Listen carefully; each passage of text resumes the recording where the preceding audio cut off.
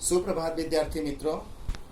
आज मैं आपको मनुष्यता पाठ का जो चौथा जो है पद है उसका भावार्थ बताने जा रहा हूँ। सहानुभूति चाहिए महाविभूति है यही, वशीकृता सदैव है बनी हुई स्वयं में ही। विरुद्धवाद बुद्ध का दया प्रवाह में बहा, और विनीत लोग वर्ब क्या न सामने झुका रहा। आहा वही उदार है परोपकार जो करे, वही मनुष्य है जो मनुष्य के लिए। तो विद्यार्थी मित्रों, सहानुभूति माने होता है दूसरों के दुख का अनुभव करना।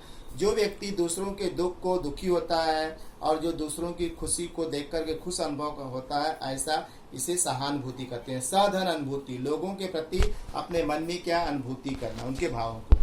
महाविभूति माने होता है, विभूति माने होता है धन संपत्ति, और महा माने सबसे बड़ा धन संपत्ति यानी सबसे बड़ी पूंजी, महान पूंजी। वशीकृता माने होता है जो दूसरे के बस में की हुई। सदैव माने हमेशा, और मही माने होता है धरती। विरुद्धवाद माने होता है जिसकी विरोध में चलने वाली बातें, अंगेस्ट में। और उसके बाद कहते हैं दया प्रवाह माने होता है दया का कहें भाव जो है बहने वाला तीव्र। कहें कि उसके बाद कहें कि विनीत माने होता है विनय के कारण झुका हुआ। और लोक वर्ग माने होता है लोगों का विभिन्न वर्ग। परोपकार माने होता है दूसरों की भलाई करने वाला। तो कवि जो है मैथिली शरण गुप्त ने बताया है कि जो ऐसे मनुष्य जो होते हैं जिसके अंदर समाज के प्रति लोगों के प्रति उनके दुखों और को देख करके उनके मन के अंदर जो भाव उत्पन्न होते हैं, दुख का भाव अनुभव करते हैं, परोपकार का भावना करते हैं, कहें ऐसा जो है जो भाव जो होता है वह सबसे बड़ा महाविभूति होता है, महान सबसे बड़ी पूंजी होती है। ऐसे मनुष्यों के अंदर जो लोगों दूसरों के अंदर परोपकार की भावना होती है, दूसरों के दुखों को देख करके दुखी होते हैं, सुखों को देख करके खुश सुख का अनुभव करते हैं, ऐसा जो गुण जो होता है लोगों का सबसे बड़े महान विभूति है, यानी उनका संपत्ति है। और ऐसे व्यक्तियों की बस में या धरती जो होती है वह बस में बनी हुई है। ऐसे लोग जो होते हैं पूरी धरती के लोगों को अपने बस में किए होते हैं। कहा जाता है कि गौतम बुद्ध भी ऐसे ही महापुरुष जो थे, क्योंकि लोगों के यहाँ जहाँ लोग एक दूसरे के प्रति यानी अंगेस्ट में रहते थे, यानी लड़ते झगड़ते थे, ऐसे स्थान पर पहुँच कर के लोगों के ऊपर जो दया का प्रभाव दिखाते थे, जो दया का भाव दिखाते थे, और सभी लोग क्या उनके दया के वशीभूत होकर के उनके पीछे जो चलने लगते हैं। पूरा लोग जो होता है, समाज जो होता है, उनके सामने विनीत होकर के झुक जाता है और उनके बताए हुए मार्ग पर वह चलने लगता है।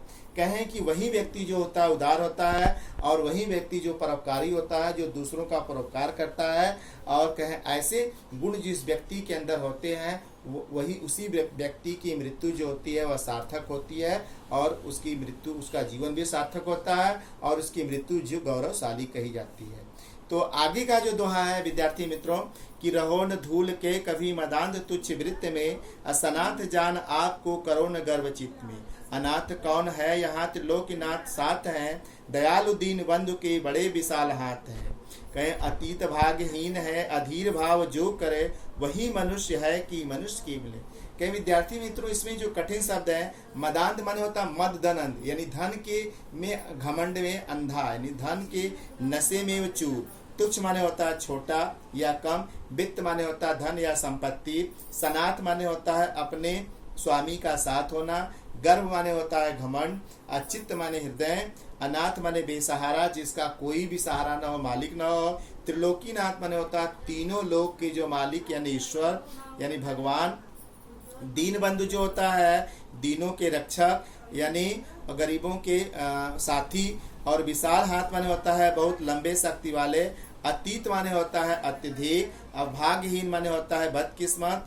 अधीर भाव माने होता है धैर्य धारण नहीं करने वाले। यानी कवि ने यह बात बताया कि ऐ मनुष्यों, अगर तुम्हारे पास थोड़ा धन संपत्ति हो जाता है तो कभी भी तू जो तुच्छ जो धन को बहुत बड़ा जो संपत्ति समझ करके, बहुत बड़ा उपलब्धि समझ करके भूल करके भी तू घमंड मत करना, क्योंकि यह धन जो होती है वह तुच्छ होती है और ये कभी भी यह नष्ट हो जाने वाली चीज़ है। इसके बल पर अगर अपने आप को आप सुरक्षित समझते हो, अगर आप सोचते हो, अगर आपके मन में घमंड है कि हमें किसी की क्या मदद लेनी नहीं है, किसी की सहायता नहीं लेनी है, उस धन में तुम भूल करके भी कभी उस पर घमंड मत करना। अगर आप ये समझते हो कि यहाँ पर सभी लोग क्या है सनाथ हैं और मेरे पास धन है, मैं क्या है सुरक्षित हूँ, मैं अपना रक्षा कर लूँगा, तो यहाँ पर यह बताइए कि जिसे आप अनाथ समझते हो वह अनाथ नहीं है, क्योंकि उनकी रक्षा करने वाले त्रिलोकी नाथ है, तीनों लोगों के स्वामी जन ईश्वर यानी भगवान है। और उनके ऊपर उस त्रिलोकीनाथ का जो दीन बंधु हैं, क्योंकि गरीबों के रक्षक हैं, गरीबों के भाई हैं, और उनके हाथ बड़े लंबे लंबे हैं, यानी उनकी कृपा दृष्टि बहुत लंबी है, और ऐसे लोगों पर वह हमेशा कृपा दृष्टि बना करके रखते हैं। कहें कि अगर आप ऐसे सोचते हो कि मेरे पास धन है, मैं सुरक्षित हूँ, मुझे किसी की ज़रूरत नहीं है, और धन का आप घमंड करते हो और सनाथ अपने आप को जानते हो, तो कभी भूल करके भी धन का आप घमंड मत करना, क्योंकि संसार में कोई अनाथ नहीं है। जिसको आप अनाथ समझते हो, कहें उसके त्रिलोकी नाथ उसके साथ है, वह ईश्वर उसके साथ है, और उनके ऊपर उनकी दया है, कृपा है, और वो सबके ऊपर बराबर कृपा बनाए रखते हैं, क्योंकि उनके हाथ बहुत लंबे हैं, यानी उनकी कृपा दृष्टि लंबी है। कहें जो व्यक्ति अपने आप को भाग्यहीन समझते हैं, अतीव समझते हैं, और अपने मन में अधीर भाव भरते हैं, उनको ऐसा नहीं करना चाहिए, क्योंकि वही मनुष्य जो मनुष्य है, जो मनुष्य के लिए जीता है और मनुष्य के लिए मरता है, ऐसे व्यक्ति की मृत्यु जो होती है वह सार्थक होती है। तो विद्यार्थी मित्रों, आपको समझ में आ गया होगा। आगे के दोहे को मैं बाद में चर्चा करूँगा।